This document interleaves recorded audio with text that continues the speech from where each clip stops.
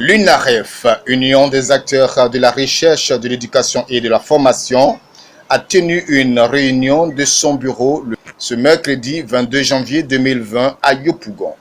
3 points ont fait objet d'ordre du jour. En premier, les informations. Ensuite, la question relative à la dissidence au sein du mouvement syndical. Et enfin, les divers.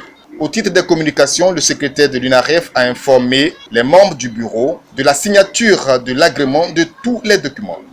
Désormais, le syndicat est autorisé à agir sur toute l'étendue du territoire, du préscolaire au supérieur.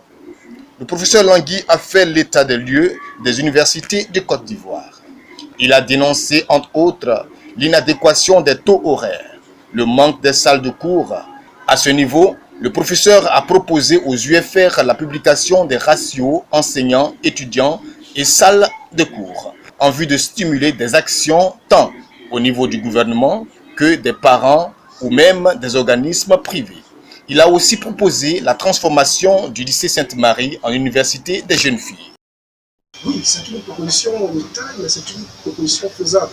Vous savez, je le disais tout à l'heure, quand une nation est touchée dans son fonctionnement moral, comme la Côte d'Ivoire, c'est surtout sur les jeunes filles qu'il faut veiller, sur leur formation, sur leur moralité, sur les valeurs à leur inculquer.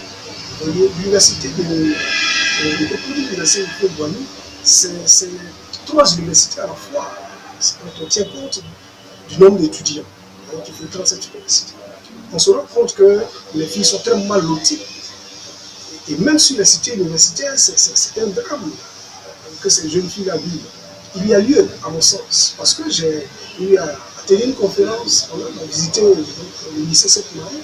C'est une école de qualité bien construite qui peut bénéficier du soutien de l'État en vue d'une conversion à l'université des jeunes filles, en demandant aux responsables de cette université de s'attacher au service de l'enseignement supérieur pour trouver un endroit pour recaser ceux qui sont déjà dans le circuit, afin que d'ici une année ou deux, on puisse avoir, en plus de l'université de Faux-Boigny et de une université consacrée uniquement à la jeune fille et qui soit formatrice de femmes de qualité pour les sociétés de demain.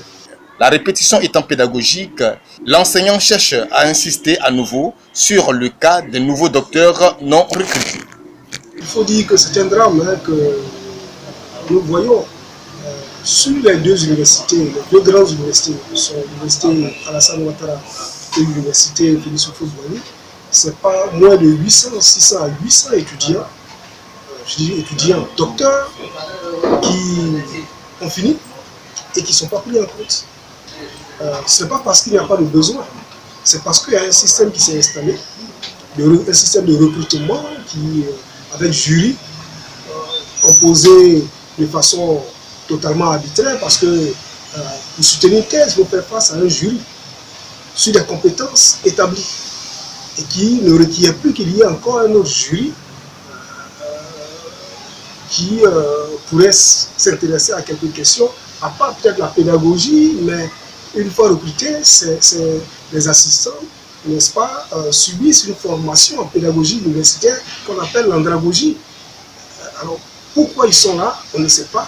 Pourquoi ils ne sont pas pris en compte, personne ne parle là-dessus. Et des sommes sont parfois demandées aux enfants pour la constitution de ces dossiers. Et ils sont laissés pour compte. Aux yeux de leur famille, c'est une étape tragédique, parce que ce ne sont pas tous ces doctorants qui bénéficient des bourses de l'État. C'est encore une autre mafia.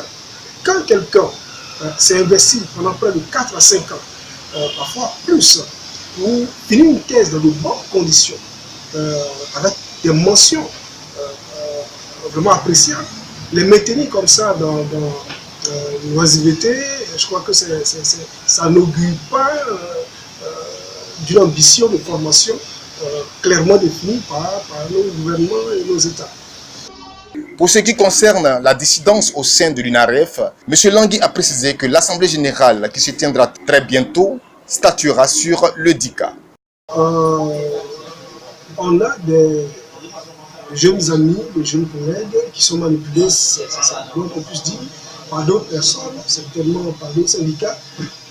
Parce qu'il faut situer le contexte. Nous avons quitté une plateforme que nous avons initiée et au lendemain de cette décision, nous avons décidé de continuer avec l'aide de nos amis que nous avons quittés.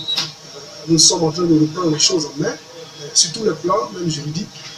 Nous espérons qu'on ne nous permettra pas d'arriver à ces extrêmes-là.